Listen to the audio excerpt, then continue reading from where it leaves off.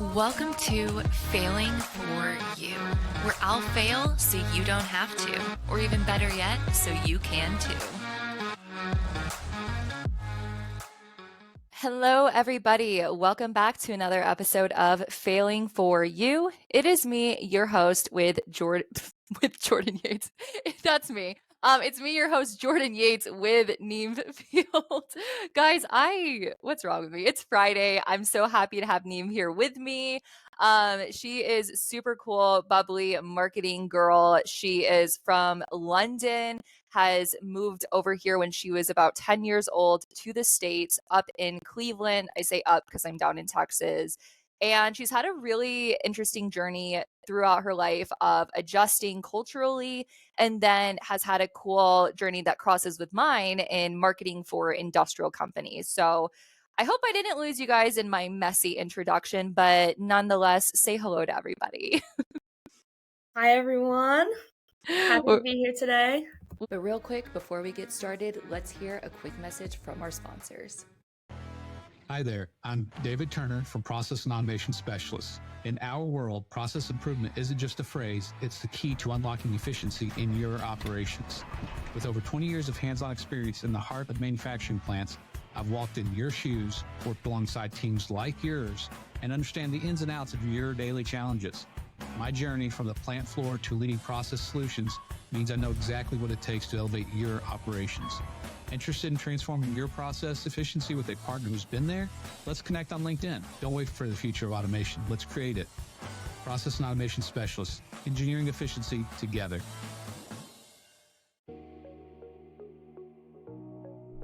Go ahead, push our buttons.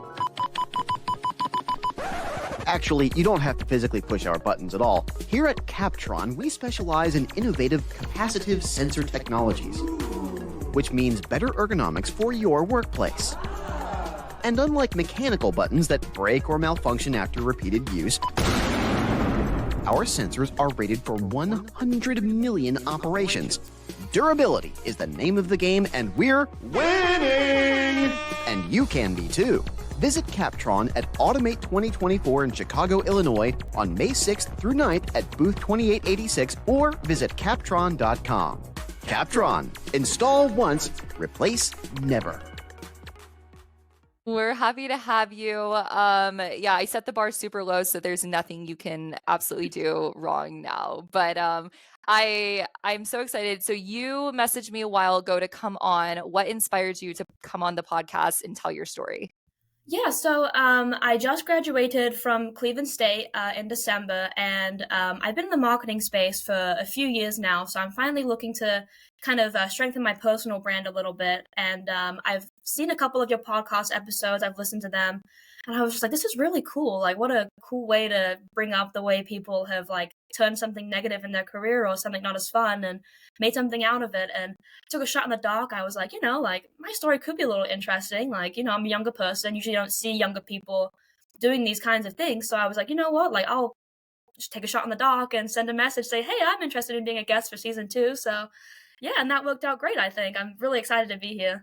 Yeah, no, it's so fun. And I think it's funny when people come across the podcast for the first time because they're like, wait, like, you really get on and tell people things that you're bad at. And I'm like, yeah, why not? I mean, I'm good at some things too, but like, I like to tell the how of, how we ended up here, how we got here, because it's hard when you're younger and you look up to people and you're like, I'm never going to be able to achieve that. I'm never going to be able to figure out how they got to this place. And it's like, I feel like so much success is gatekept because people want to make it seem like it's so easy and perfect and you have to be so special to be successful. But I don't think that's the case. I think people mess up all the time. But anyways, enough on my spiel. Tell us about when you moved to the United States and what that was like.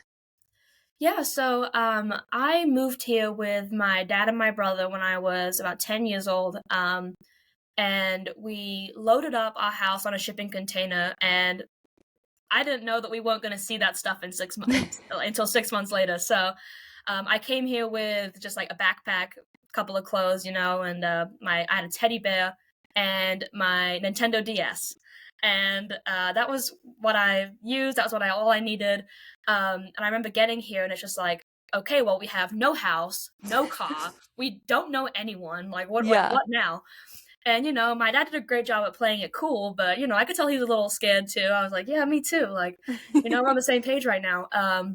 And then a week later, I started school, and some of the kids were like, wow, like this is cool. Like you're from a new place, and Yeah. other kids were like, I've heard what my parents say about immigrants. Like that must be true about you. Mhm. And it was just like, oh goodness, like kids are mean and kids are silly. So that kind of carried up with me up until high school. Like people were just strange. And then I got to college and I felt like I really blossomed.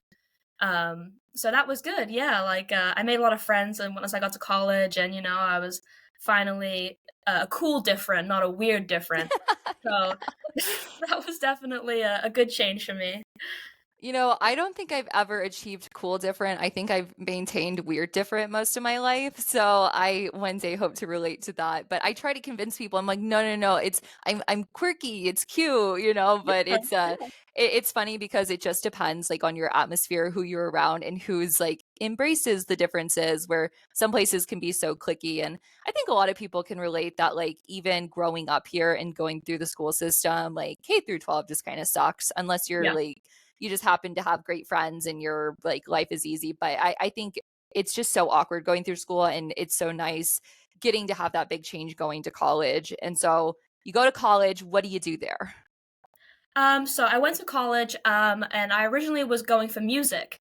I was a big music kid in high school. I did theater, I did choir, I did like competitive singing, like vocally, all that good stuff. And then I got there and was like, I cannot afford this. So what now? And my dad Yeah. was like, "Oh, you should be a lawyer. Like, you have a great sense of right and wrong. Like, you know the facts and you stand by it." And I was like, "Oh, the law school. Like, goodness. Like, that's even worse. Like." Mm-hmm. And so I took a semester, and I was like, I'm just gonna take 5 different classes, like in different things, see what I like. I took a psychology class, I took a business class, and I took like a science, like just different things. And my intro to business class, shout out Professor Lisa Lewins, she's the best. And she just inspired me. Like we did an intro course, and it was just the best thing ever. I loved it, and Aw. I love the whole marketing aspect of it. We had a marketing unit. Um, and this was right before COVID, so Mm-hmm. everyone's kind of like, "Oh, social media is cool; it's on the rise," not knowing that like it was going to be the only way that we would be connected in a couple months. Yeah. So I found that really interesting. And then COVID hit, and I'd only had a semester of school, like that was it. I Wow. had one semester, and it was like, "Oh, I'm gonna go to school. I'm gonna party. I'm gonna have so much fun. And I'm gonna be so smart." And then COVID happened. It's like, okay, well, it looks like you're going to lose your job. You're going to sit at home. Like, Yeah. you're not going to hang out with anyone. You're just going to do school, all work, no play. So that kind of happened there and put a halt to the college experience a little bit. Yeah, no, that sucks because like for me, COVID hit during like my second to last semester. So it was like I'd had the normal experience and well, as normal as I could doing engineering. And then I get to the end and I'm like, well, this is really anticlimactic. Like I'm like, graduation, we're all wearing masks and it was like so weird and eerie and you can only invite like 4 people. And so it was definitely odd, but it's kind of cool though how you chose to go more marketing once that happened because we really did enter like this super duper digital age. Yeah. And it's cool that like you did try different things out because I mean, yeah, I don't know the career path for singers and how that works, but I imagine you can always sing on the side if you still like it. Yeah. Yeah. Like, I'll definitely do that still. Like, if my partner's gaming, I'll just say, oh, I'll just go noodle on the piano for a bit. I'll go play the guitar for a Yeah. bit. I'll go sing to the cat, like, um, but in terms of school, it's just like, it was expensive. Like you had to, for the community college I was at, you had to participate in 3 practices a week that were like 3 Oh my hours God. long. Oh And my gosh. I couldn't do that. Like I had to work. I worked probably I think 4 or 5 days a week. So I'd go to school and then Mm-hmm. go to work and then come home, do homework and rinse, repeat. Um, so yeah, that was just like, it was just too much for me. So I took a different route and I'm happy I did. Yeah. What about, okay, so when you were in your businesses class, your marketing class, when what did you like originally that like really clicked for you and you're like, this feels so good to me. Like I really enjoy this, or did it gradually grow, or do you have like any defining moments of when you really realized you loved it? So, the moment I realized that it was for me was, it was like I think it was like the first day of class in that specific class, and Mhm.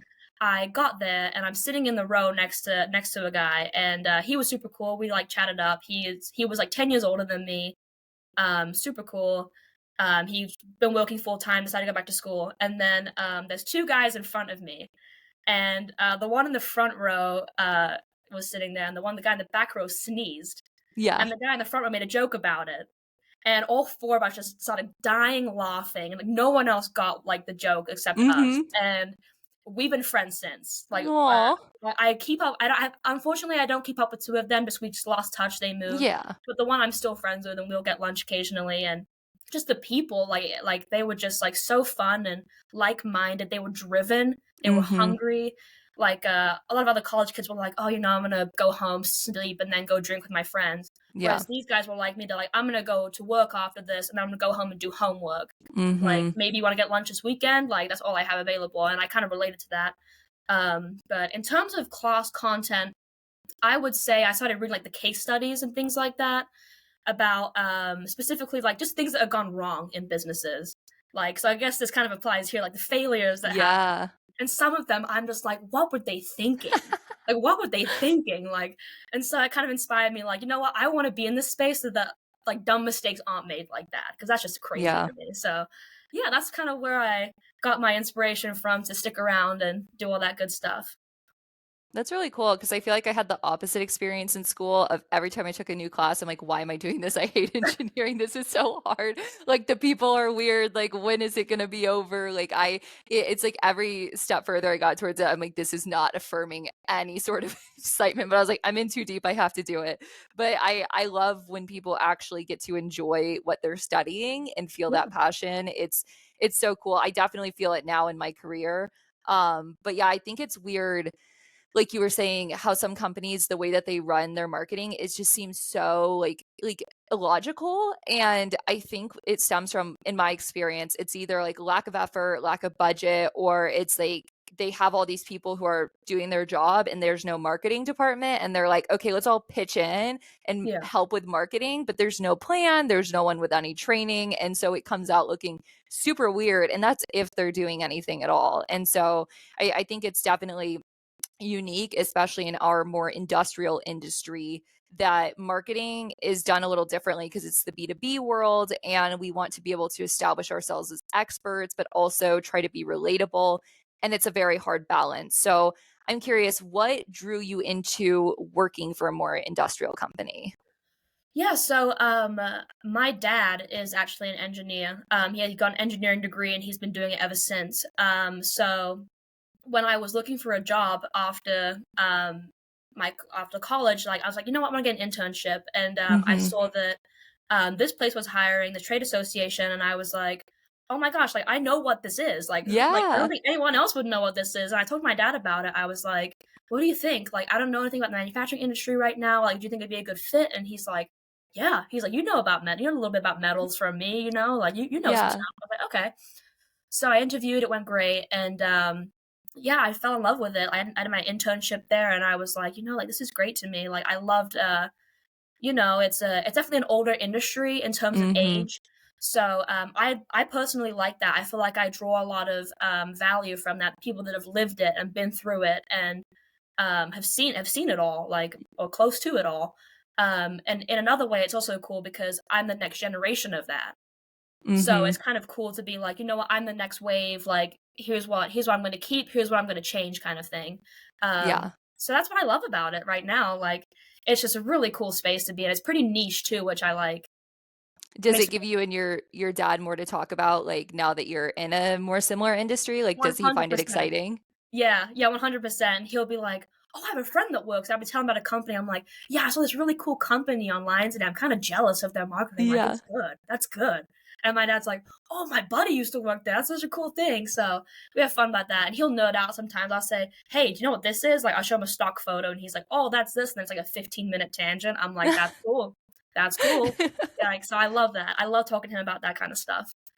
Yeah, I have that same thing with my stepdad. He's a machinist and then was a welder. And my first jobs was like working with him and getting like, that, technical experience. And I'll send him stuff now and I'm like, oh, this made me think of you. And it's fun because it's like, other than that, we don't have like a lot to talk about, Yeah. he's your stepdad, like I don't see him as much. And so it's fun having like legitimate things in common with your parents to like riff off of when normally it's like just like, oh, how are you doing? Like all the like normal stuff. So Yeah. it's cool to actually be able to geek out with them a little bit. And I love having that as Yeah. well. But when you entered this industry, was it weird? Like what did you find like cool about it? What did you find weird about the marketing styles? Like kind of give us your first impressions.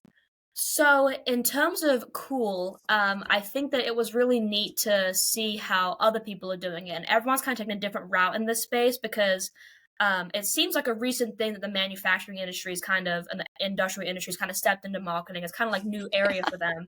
And so that's really cool to me that now it's like, oh, cool. Like, we're all doing this now. What's everyone else doing? Like, hey, have you tried this yet? Like, have you tried this? Like, it's all a bit trial and error, which I think is really neat. Still in that kind of like, what are we taking, what are we leaving phase. And in terms of what I found strange, I think the different style of content is strange because I would say about 75% of my marketing work is creative right now in terms of video editing and recording, Mm-hmm. like graphic design for socials and things like that. And so you're not going to want to post like some ditzy cursive, like pink something Yeah. on trade association sites. You got to think like, what do these people want to see? So that was kind of hard for me because I'd been making college content for so long, like, oh, it's fun, colors, it's crazy, like fun stuff, cool stuff. To hey, we have this event, it's a little more professional. So maybe the word weird is wrong for that, but it's just different. It's very Yeah, different, and the target audience is very different as well. It's a very it small is. target audience, so you also don't want to overwhelm them. It's really easy to overwhelm them, I feel like, with content because it's like, well, there's 20 of them over in this industry, but there's 5 of us over here, and you're hitting us with the same amount of content. So I think that was a strange thing to learn for me as well, that hey, you can overload people with content. And Yeah. yeah, so that was kind of a wake up call for me a little bit when I first started out. It's definitely a balance trying to find out like how to market, especially with like LinkedIn and social medias like that, where it'll show somebody a post from like 2 weeks ago. And I notice like sometimes my boyfriend will log on to LinkedIn and it'll be like 10 posts from me because I post like, 4 or 5 times a week. And it's like he's trying to catch up. And I'm like, am I flooding people's pages? Am I overwhelming them? Am I too much? And then you also have the other side of like, okay, well, I don't want them to forget I'm here. So I need to, keep it up. Do you Yeah. have any advice for the listeners on like how you've kind of found a balance in approaching the, I guess, content schedule for industrial marketing? Yeah, so to be completely transparent, I actually use Hootsuite. Shout out Hootsuite. Ooh, And I use that to schedule content, and I use their analytics pretty religiously in terms of when people are active online. And I also like to do a bit of digging myself. I kind of go through every few months, and I'm like, okay, what do people like? What do people really not like? Like, is it this worth posting about again? Is this worth it? And I like to go through my feed as if I'm like LinkedIn has that like view as a member yeah. feature, so I'll do that sometimes, and I'm like, what would I look like if I went to my page? And I'll go through sometimes and be like, oh, like why is this post in here 3 times within 3 weeks? Like that's a little Mm-hmm. much. So things like that I think is a great way to make sure that you're not overwhelming people. And Hootsuite has like the best time to publish feature, and they have Okay. like competitive analysis, things like that. So that kind of helps kind of benchmark um anyone that's maybe new or just stepping into the marketing space in a manufacturing or industrial aspect. I would say those are pretty good tools to use. I'm not sure about other tools, but for me personally, Hootsuite was what worked best for me and has worked best. Yeah, I listened to somebody that like worked at Hootsuite on a podcast like for marketing a couple months ago. And so like right after I like downloaded it and was like, okay, I'm gonna try it out. But I only tried it on my like mobile phone because I was traveling. And so I was really overwhelmed. And I was like, no, I'm gonna cancel it and try again later. Like I get so overwhelmed trying new platforms sometimes because you get so comfortable and in your rhythm with certain ones, and then you add a new one and it's like it's hard to determine when it's time to add that next step, but it sounds like Hootsuite is worth getting to know and learning. Yeah. Do you mostly monitor the analytics from like socials, or does it monitor anything else? Yeah, so it mainly monitors socials on our end. That's what I have it set up to do. And then I use Google Analytics for website and Mm-hmm. website ads, website traffic, things like that. But Hootsuite's all socials for me. So we use Instagram, Twitter. We don't use TikTok, Facebook. We use and LinkedIn. We just have Okay. those four. So it's pretty simple. They have nice streams and things like that. You can kind of see it all. But yeah, that would be my main tool and main advice, I think. There's a lot of like back and forth debate on whether or not it's worth investing the time and posting on platforms like Instagram. What's been your experience there of like, are you seeing any return? Like, are you building brand awareness? Like, this is something people are like, especially if, you're 50 years old and you're running the marketing department, you're like, I don't even know this Instagram stuff. What is the real? Like, do Yeah. you personally find it worth the time, or what's your experience there? Yeah, so my experience is that so for us, we are a trade association specifically for forging. So it's a very small industry and it's an aging industry. Mm-hmm. So we're trying to reach younger people to say, hey, we exist. Like we have good job opportunities. Like if you're looking for something in trades or something that's like the non-traditional route, like not going to a 4-year school, spending a ton of money, Mm-hmm. Um, and so I think our best bet has been to leverage LinkedIn for that kind of stuff. Yeah. That's where our audience is mainly.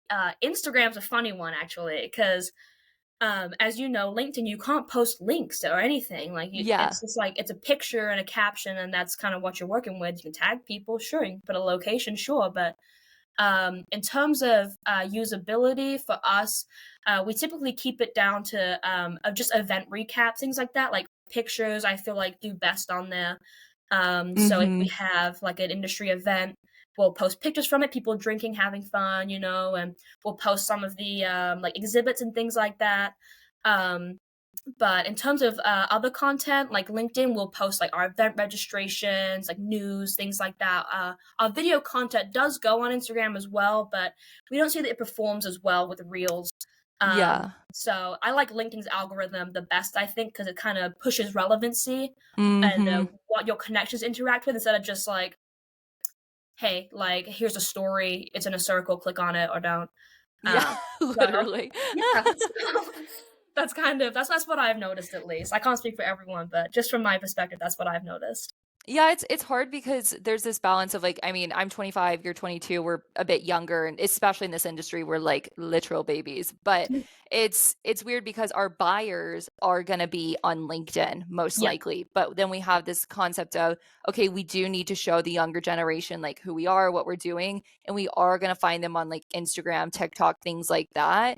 And so it always overwhelms me because for my marketing, I'm more focused on I want the ROI, I want the sales, and it's like it's sometimes harder to convince people to spend the time on TikTok and Instagram because it really is brand awareness. It's more the HR marketing for like, hey, come work with us kind of stuff. So it's hard to put like a dollar sign on that. But do you personally have like any passion towards, showcasing our industry to the younger people? Or is it just kind of like meh, like whatever? Like what's your yeah, approach like with that? Or what's your definitely. thought with it? So my thought with that is, younger people like us, like we've seen it all. Like we've like the economy's not what it should be, what we want it to be. Like inflation's like 1,000,000%, like, and it just feels so hard to keep up sometimes. So we're looking for like the sexy, like well-paying jobs off the bat. We're like, we're gonna go to school, spend a bunch of money, but we're gonna get a job that pays really well right out of that. Mm-hmm. Not the case. Yep. So my passion there is that like I grew up in a rural small town, so a lot of the people out there tend to lean towards the more like trade jobs and things like that, stuff that doesn't require that you go and spend a bunch of money on a degree. And so my passion kind of lies with them. It's like, hey, like these guys still exist. Like they're still out there. They may not be on LinkedIn. They're not there. So sometimes it's best to take a more traditional approach with those kinds of people, Mm-hmm. especially with like word of mouth. So if I see like someone on Facebook being like, oh, I have this, like I weld, I'm looking for a welding position. I'll be like, oh, like I work for a trade association. I see that this company's hiring a welder. Like, go check it out. Yeah. Um, so I think that's kind of the approach with that. And people aren't really looking to work in like in a million degree environment for hours on end. And I don't blame them, but at the same time, we need people to. Otherwise, we can't fly, we can't drive, we don't have the things that we need to, or the parts we need to be able to keep up our lifestyle. So I think my approach there is just to try and post on like the younger audience platforms, I guess, like Twitter and Instagram, but sometimes the attractiveness isn't there because they don't know. So I think a Yeah. lot of it comes from making sure you're following the right people, making sure you're interacting with the right people, and just making sure you're staying well connected with the younger generation. Like they're out there and they're looking. Like there are people that don't want those sexy, high paying jobs. They want to Yeah. do the dirty stuff because that's what their parents did. So just not forgetting about them and just making sure that you're hitting them when you can is, I think, extremely important. Yeah, that's such a good point because the traditional like college route isn't for everybody. Even my little sister right now, she did a semester in community college and she's like, I don't see the point of a lot of this stuff. I don't feel like I'm getting anything out of it. Like I want to get to work now. And so we've been looking at like different trade schools for her, different routes of things that she can do. And it's weird because we grow up thinking like either I go to college or I don't. It's like where's the in between there? Like where's the other routes? And it's always the basic, do I want to be a doctor, a lawyer, or whatever? And it's all these like incredibly difficult to achieve things that take like 10 years and hundreds of thousands of dollars to go to school. And like that's a really privileged thing to do. And so it's nice to think like, hey, like we can tell the kids now like there are other options, and sure they're not the sexiest, but they do pay well enough. You can get good benefits, you can really contribute to making the world function, you know? And it's like we just don't think about this because it's not advertised as much. And so I like that you bring that point up because it is so important. And I know there's like always the big push of like, oh, we want to show diversity, we want to show this and that and like all the other things. But for me, I'm like, let's just show we exist. Let's just start there. And then like I guess other people can like really hammer in the finer points. But I'm like, let's just tell people about this stuff. And I think LinkedIn's really caught on to that lately, and it's been very fun. But before you were in the industrial side, you had some fun in the world of orthodontics. So Yes. tell us a little bit about that, how you ended up there, and why you're not still doing orthodontics marketing. Yeah, so I back to the whole COVID conversation. I had done a semester at school, and I had a restaurant job at the time. Like it was fine. Like Mm-hmm. it was like what everyone else does. It paid the bills. And then COVID happened, everything shut down, and Yeah. I could not find a job to save my life. I applied at grocery stores, and they're like, "Listen, we've hired a bunch of people. We can't do it anymore." And so in the end, I just kind of like was like, "Oh, like what am I gonna do?" And I got a job at a grocery store for a little bit, but that was excruciating to say the least. Like this place was not what it should be, and Yeah. I wish nothing but the best for everyone that still works there. But so I'm working there, I'm miserable, and then one day I'm sitting at home, I'm with my dad, and his girlfriend's like, "Oh, like work's been so busy, like everyone's so scared because of COVID, everyone's quit." And because they're working in mouths, like I get it, like Yeah. that's like the worst of the worst, like in the pandemic like that. And she's like, So "I we're wish covering. We're literally yeah, wearing masks to cover yeah, that. Yeah. yeah." And they're like, "I wish I had someone to like come in and help," And I'm sitting there like, "I can help. Like, So what do how you much they need? pay? Like, what do you need?" Yeah. And she was like, "Oh, like we're just looking for someone to help with some admin things." And so I started with them. I did that for a bit, and as I'm doing it, I'm like just seeing people. I'm washing instruments, things like that. I'm running the autoclave and doing that stuff. And then I'm like watching people. I'm like, this is kind of cool. Mm-hmm. Like watching people get braces, and they're just like in there. It's like it's incredible. And so I'm like, what does it take for me to do this? Like, what does it take Yeah. for me to actually be putting braces on people, making people smile, making people feel better about themselves? 10 years of school. Yeah. Yeah. And she was like, well, you can do tons of school or we can give you training. Like, it's going to take about 3 months, but we can do it. And I was like, I'll take the 3-month route. I'll keep doing this for a couple months. And so we did that. They trained me up. And then after those 3 months, I was assisting on people. And COVID was still full swing. Like we'd be working, we'd have to wear a mask, we had to wear goggles, and then like a shield over top of it. So it was Jeez. just very intense. And, I'm still applying at places, still being like, hey, but just nothing. Like, it's just crickets. So I stuck it out at this place, and I did fall in love with it. I thought it was great. Just seeing like the satisfaction of people getting their braces off, Oh, and just like watching people improve, and you get to know people. Like, it's like they come and you're like, how's your family? How's your job? How's your life? And I love that. I love having that connection with people, and yeah, like just the emotional roller coaster that was going through something like that, like getting a mm-hmm. long-term medical procedure. It's not easy, and helping people through that was very satisfying. And then I got promoted to lab manager, so I was running 3D printers and things like that. Wow. I was like making retainers, building people's like treatment plans with a doctor. He works at a college, so I would even help him with like case studies and things like that he was working on. So I was doing some really cool stuff there, and I started kind of getting on his case about, hey, like we should start marketing stuff. Like I know you have an Instagram page that hasn't been touched in years. Yeah.